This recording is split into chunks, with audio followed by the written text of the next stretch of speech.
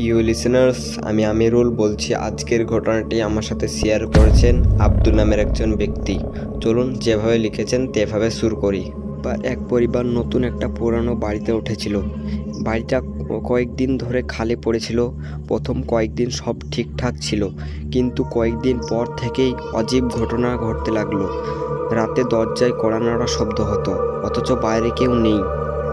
রান্নাঘরের জিনিসপত্র নিজে থেকেই নড়াচড়া করত, বাথরুমের কল নিজে নিজেই পানি পড়ত। পরিবারের কর্তা, যিনি খুব ধার্মিক ছিলেন, বুঝতে পারলেন এটা জিনের কাজ।